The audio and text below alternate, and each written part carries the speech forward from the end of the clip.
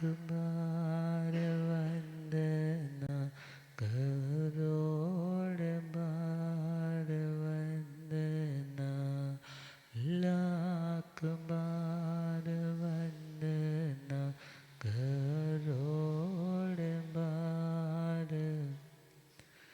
जी हाथ जोड़ गोरानो मेरी वंदना जी।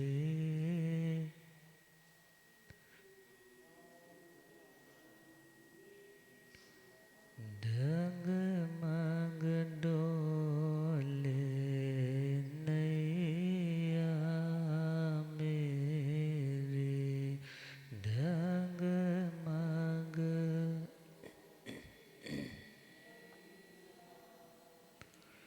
मुझको है सतगुरु तेरी, मुझको होठ है जियासा भवसागर पार लंघना, जियासा भवसागर पार।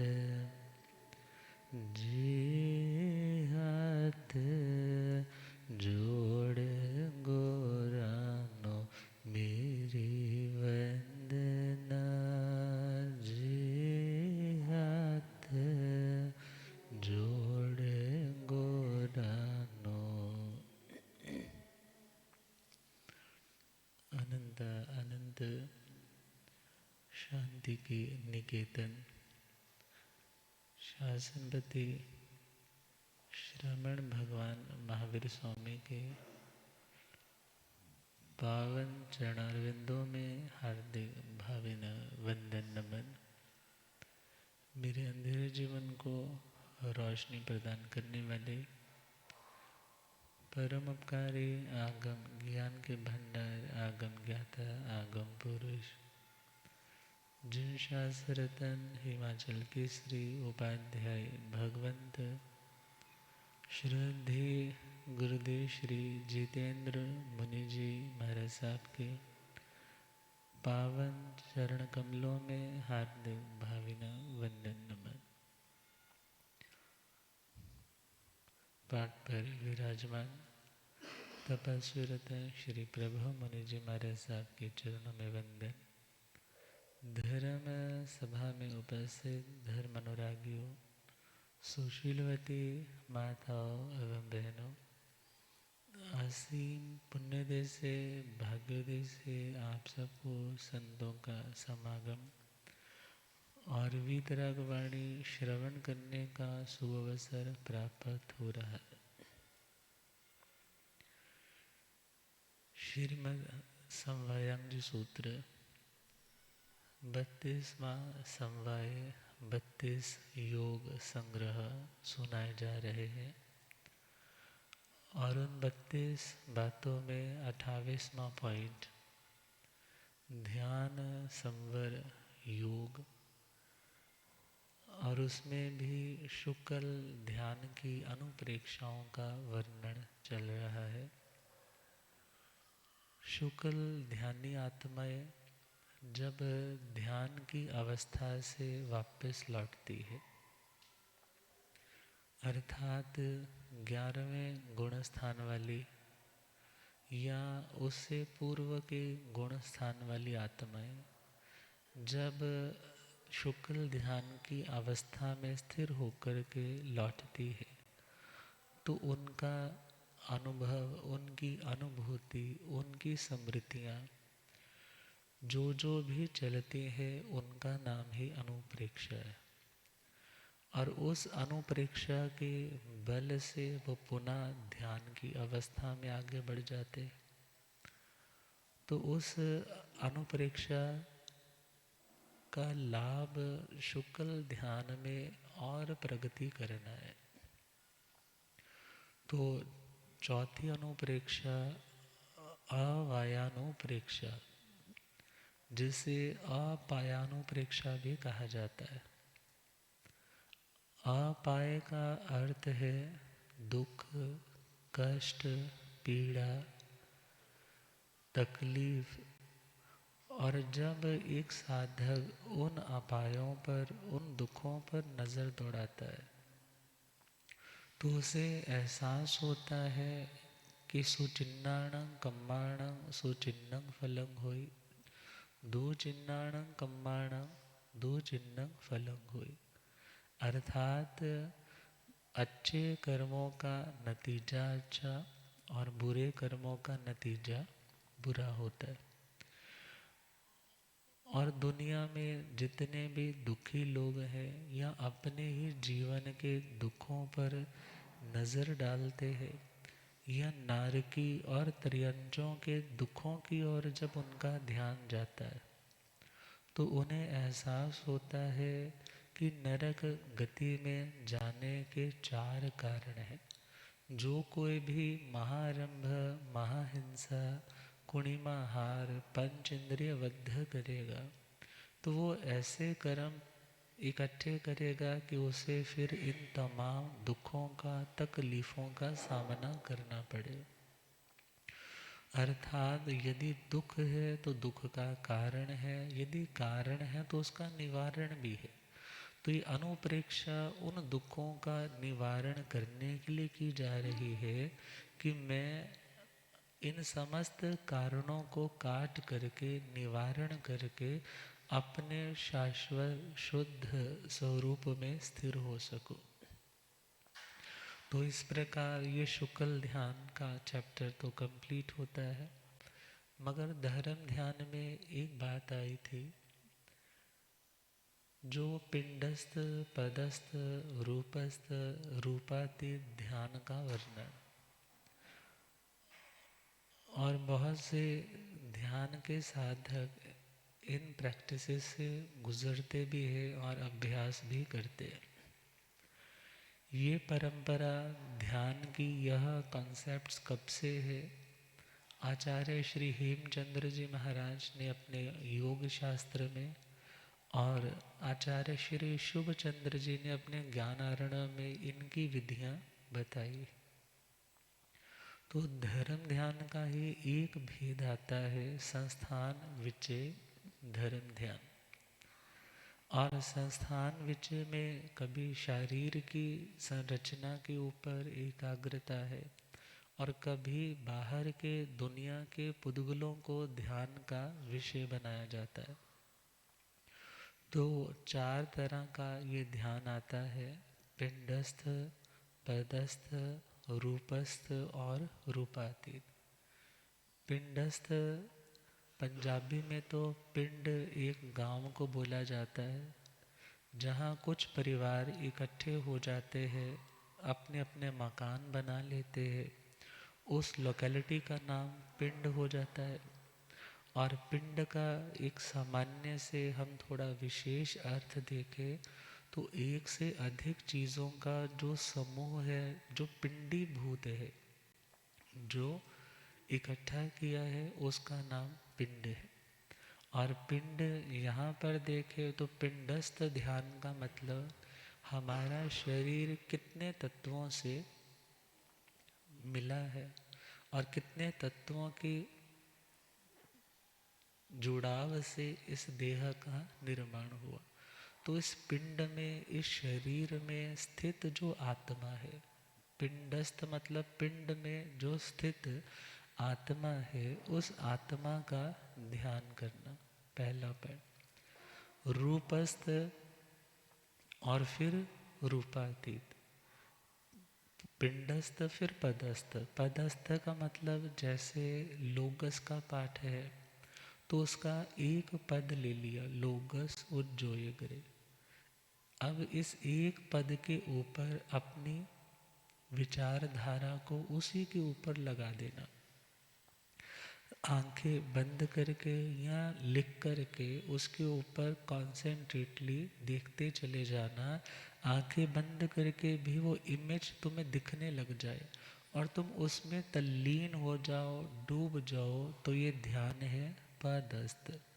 उसमें नवकार मंत्र भी ले सकते हो, ओम शांति भी ले सकते हो, ओम भी ले सकते हो। और तीसरा है रूपस्थ।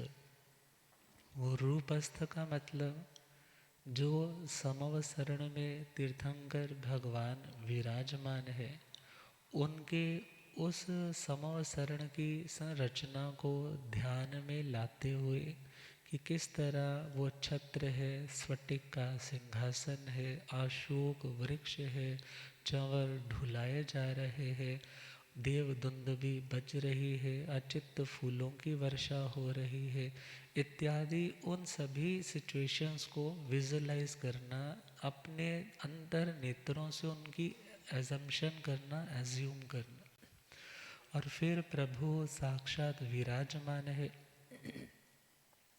धर्म देशना दे रहे हैं, श्रावक श्राविकाएं, साधु साध्वियाँ, चार जाति के जो देवी देवता है वो विराज रहे हैं, त्रियंच श्रावक भी सुनने के लिए बैठे हैं। और उस स्थान पे स्वयं भावों से पहुँच करके प्रभु को वंदन करके यथा योग्य स्थान पर बैठ करके भगवान को निहारना, भगवान के रूप में स्थित हो जाना, या भगवान की उन बातों पर अपने ध्यान को निमग्न करना, लगाना, उनमें खो जाना, डूब जाना, ये रूपस्थ ध्यान है। और चौथा है रूपातीत ध्यान।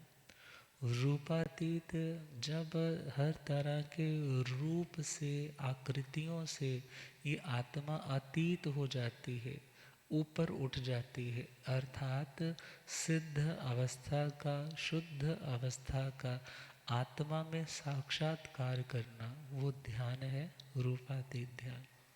तो आज हम सबसे पहले पिंडस्थ ध्यान की प्रैक्टिस भी और उसके बारे में सुनेंगे भी। यदि जब सुनना चाहते हो तो आंखें खोल के सुन सकते हो, और यदि थोड़ा उसके साथ अभ्यास करना चाहते हो तो एक पोस्चर में बैठने का अभ्यास, अपना कमर, अपनी गर्दन को सीधे करते हुए, अपने बाएं हाथ को नीचे और दाएं हाथ को उसके ऊपर रखते हुए, जब ध्यान करना है तो कोई माला नहीं, कोई जाप नहीं। अब ध्यान की अवस्था में जाने के लिए कोई अन्य और चिंतन नहीं, ये सोचना कि मेरे शब्द आपके शब्द बन जाएं, ये जो भी सुजेशंस आ रही है वो ऑटोमेटिकली तुम उसके अकॉर्डिंगली ही अपना चिंतन चलाते चले जाओ। तो दोनों आंखें बंद, ध्यान की अवस्था में एक बार उच्चारण करेंगे, ओ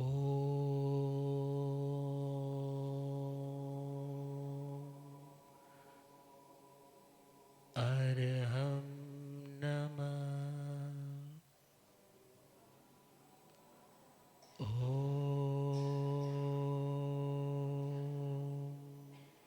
अर्हं नमः,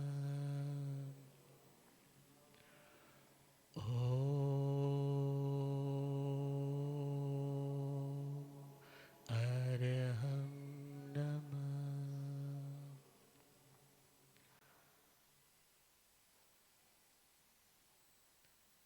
ध्यान की साधना प्रारंभ करने से पहले देव अरिहंत गुरु निर्ग्रंथ केवली परूपी धर्म को सादर प्रणाम करते हुए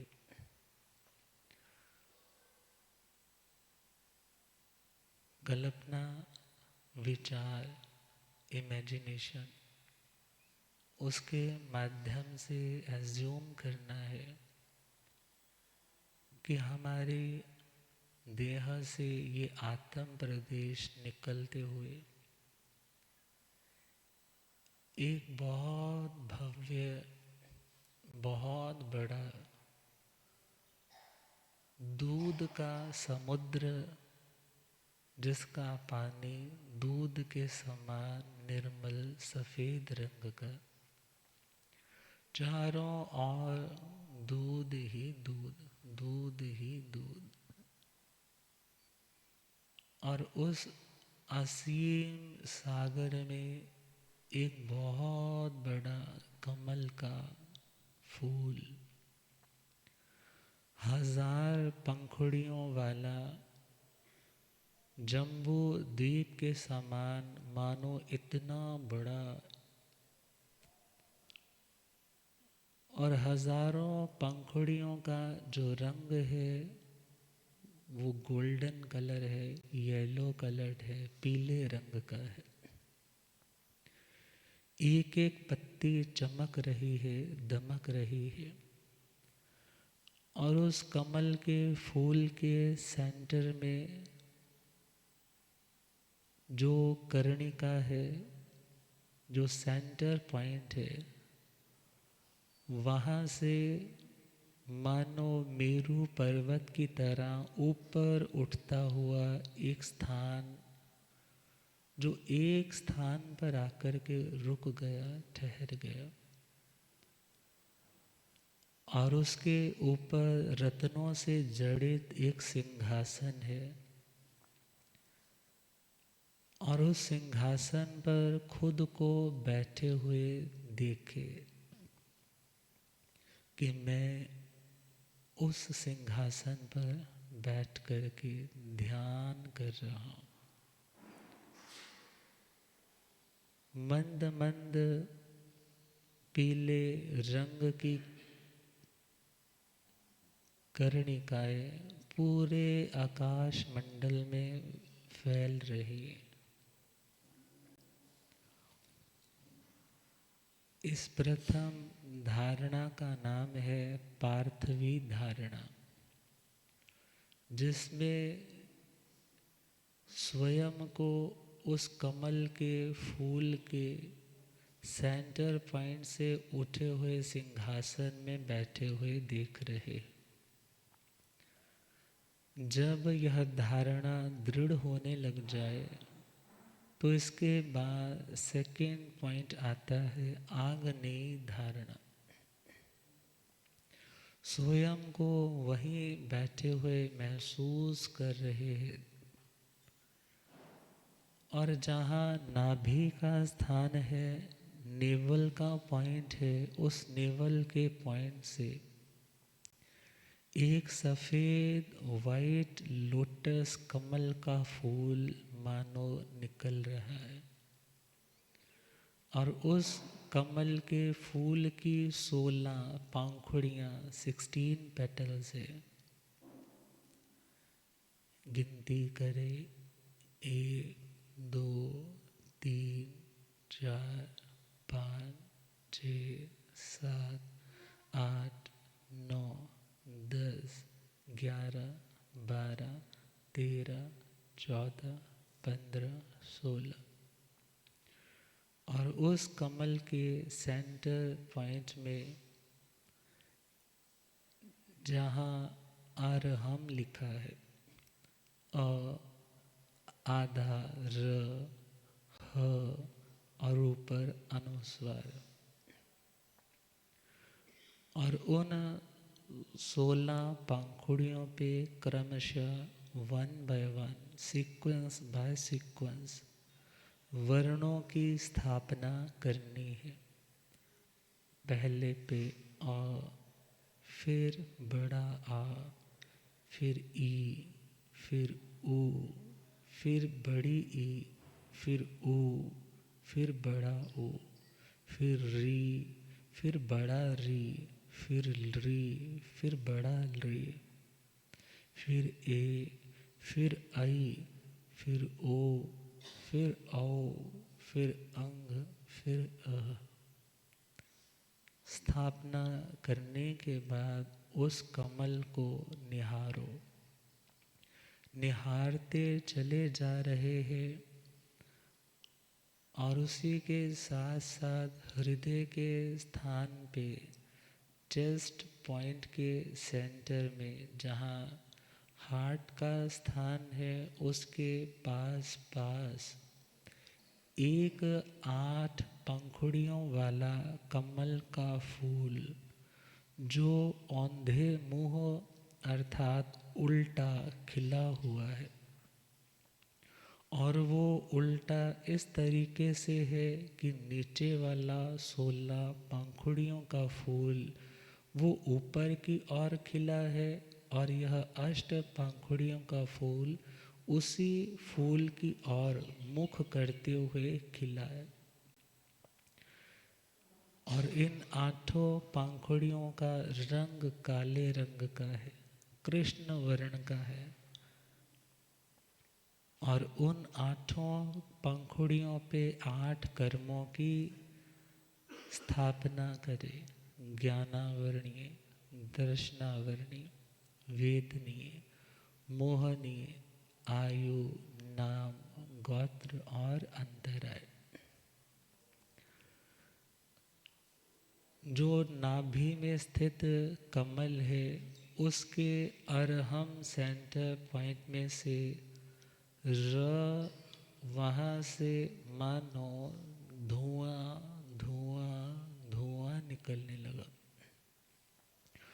और वो धुआं बढ़ते बढ़ते ऊपर की ओर 8 पंखुड़ियों वाले कमल की तरफ बढ़ने लगा। और वो धुआं बढ़ते बढ़ते नासिका तक, सिर तक पहुँचने लगा। धीरे धीरे अग्नि की ज्वालाएं भभकने लगी, दहकने लगी। और उस अरहम में से निकलने वाली अग्नि ने उस हृदय के ऊपर विराजमान 8 पंखुड़ियों वाले अष्टकर्म रूप कमल को जला दिया। जल रहा है, धू धू कर जल रहा है। और वो अग्नि बढ़ते बढ़ते नासिका तक, सिर तक पहुंच जाती है। और सिर तक पहुंचते पहुंचते वो अग्नि दाहिनी ओर से, राइट हैंड साइड की ओर से नीचे घुटने की तरफ चौकड़ी मारकर बैठे हैं उस सिंहासन पे। वो उन घुटनों की तरफ राइट साइड की ओर बढ़ रही। और टॉप ऑफ द हेड, सिर के उस ऊपरी भाग से वो अग्नि की ज्वाला बढ़ते बढ़ते लेफ्ट साइड की ओर नीचे की तरफ बढ़ रही है। और लेफ्ट ओर से वो अग्नि नीचे से बढ़ते बढ़ते राइट की ओर बढ़ गई। अब ये सर्कल अग्नि का जलने लगा। मैं देह नहीं, मैं आत्मा हूँ। देह जलता है मगर आत्मा कभी जलता नहीं। मैं देख रहा हूँ, जान रहा हूँ। और देखे कि उस त्रिकोण के बाहर तीनों साइड्स पे अग्निमय एक स्वास्तिक बना है। राइट साइड पे नीचे की ओर घुटने के पास, लेफ्ट साइड पे घुटने के पास स्वास्तिक अग्निमय बना है। और सिर के ऊपर वाले उस कोण के भाग पर भी स्वास्तिक बना है। और अंदर की ओर उस त्रिकोण के अंदर अरहम अरहम अरहम अग्निमय। देह जलने लगा, जल रहा है, राख बन रही है। देह मेरा नहीं।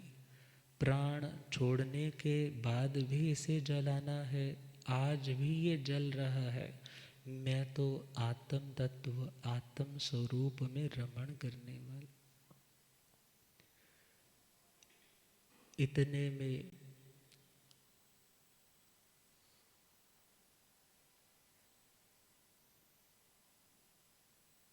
जब अग्नि धू धू करके जलाने लग पड़ी, अब इसके बाद तीसरी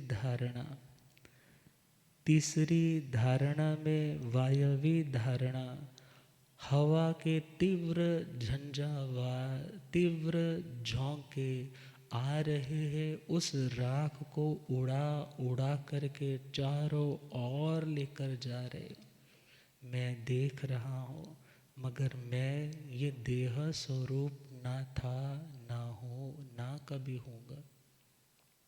और वह वक्त आया, स्वाय स्वाय स्वाय शब्द की स्थापना से वायु के तीव्र झंझावातों में एक अडोल, एक निष्कंप सत्ता, जो मैं असंख्यात प्रदेशी आत्म तत्व हूँ। इसके बाद अगली धारणा, वारुणी धारणा। प प प इन वर्णों की स्थापना करते करते उमड़ घुमड़ करके बादल नभ पे, आसमान पे छाने लगे, मंडराने लगे। गड़गड़ाहट की ध्वनियाँ, बिजलियाँ चमकने लगी, बादल बरसने लगे। निरंतर उस पानी के बहाव में वो राग जो थोड़ी बहुत बची थी, वो पूरी तरह से शुद्ध हो रहा है। आत्मा के साथ जो कुछ भी कर्म अभी थोड़े बहुत चिपके थे, वो भी उतर रहे, धुल रहे, साफ हो रहे। जैसे ही निर्मल शुद्ध हुआ, तत्ववती भावना कि मैं आत्म तत्व, मैं आत्म स्वरूप, मैं शुद्ध बुद्ध, कर्मों से मुक्त, निरंजन, कर्म की अंजन मैल से मुक्त, शाश्वत चेतन स्वरूप, असंख्यात प्रदेशी, अखंड सत्ता, अनंत ज्ञान, अनंत दर्शन, अव्याबाद सुख और अंतरायों से रहित अनंत शक्ति का भंडार। आत्मा हो आत्मा, मैं स्वयं परमात्मा।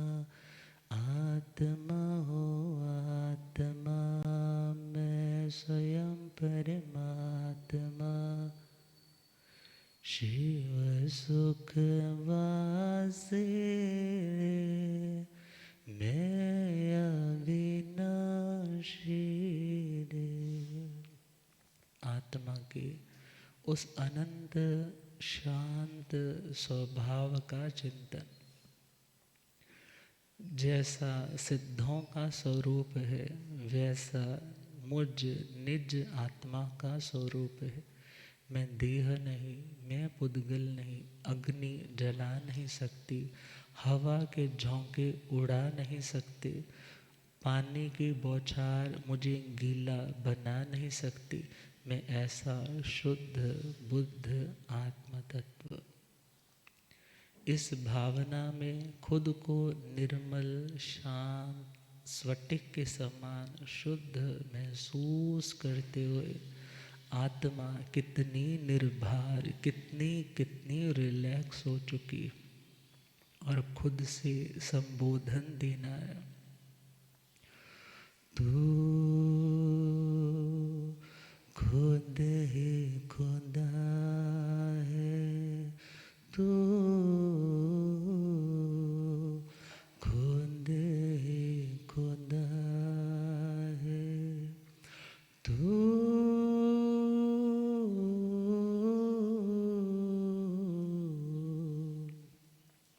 खुद ही खुदा है।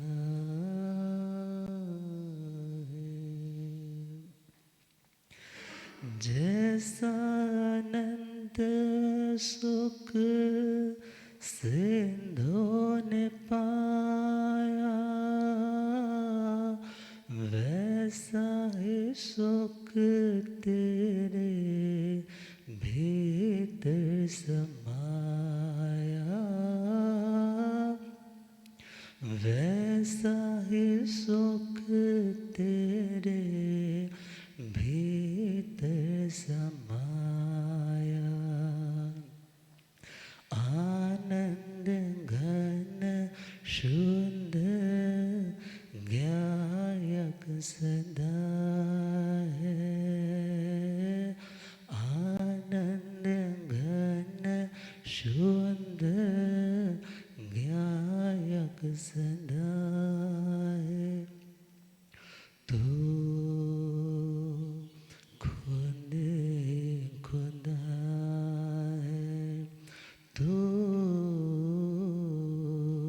खुद खुदा है, तू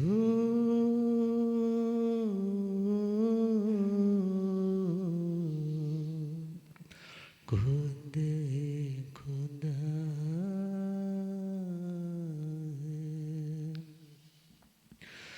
दुनिया की आग ने जलाएगी कैसे, आंधी हवा के झोंके उड़ाएंगे कैसे, आंधी हवा के झोंके उड़ाएंगे कैसे। सागर की धारा गीला करे ना कदा है, सागर की धारा गीला करे ना कदा है। तू खुद खुदा है, तू खुद खुदा है, तू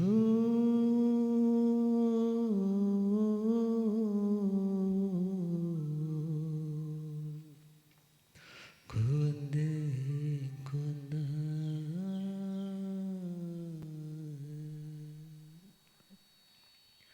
देवी देवता आकर के मानो इस शुद्ध परमात्मा स्वरूप को वंदन कर रहे, मगर मैं जानने वाला ज्ञाता और दृष्टा आत्मा उनकी प्रशंसा से अप्रभावी शुद्ध चेतन सत्ता और तमाम दुखों से मुक्त, समस्त परेशानियों से मुक्त, अनंत आनंदमय शुद्ध ज्ञान घन स्वरूप में आत्मा इन भावों से भावित होते हुए पुनः लौट आए अपने उस स्थान पे जहाँ से साधना प्रारंभ की थी। ओम अरहं नमः। ओम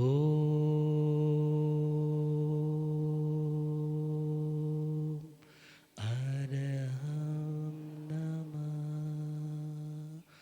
ओम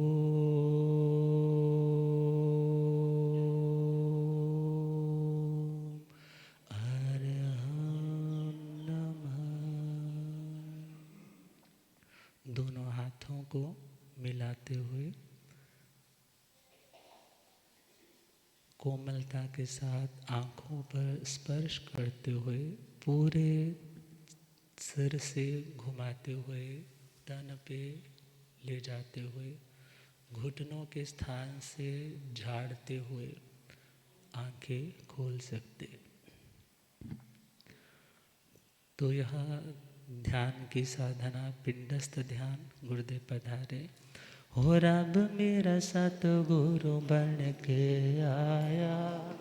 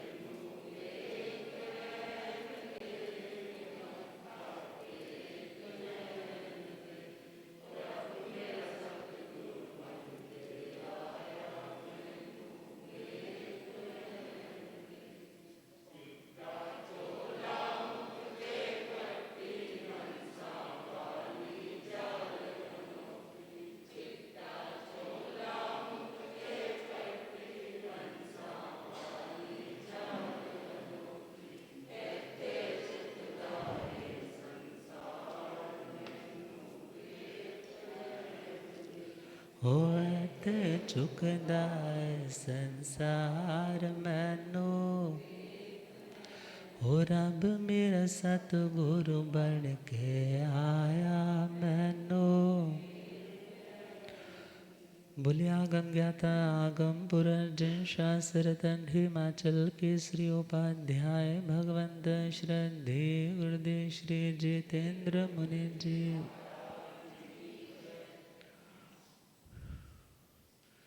तो इस ध्यान की साधना प्रैक्टिस आप एकांत स्थान पे खुद भी कर सकते हैं।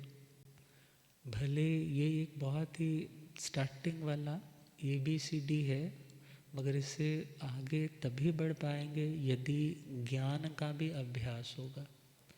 फिर तो आत्मा के निश्चय स्वरूप तक, शुद्ध स्वरूप तक पहुँचने के लिए ज्ञान की भावना, श्रद्धा, दर्शन की भावना, चारित्र की भावना, उन भावनाओं के बल से आगे बढ़ते बढ़ते ये आत्मा कर्मों से मुक्त अवस्था तक भी पहुंच सकता है।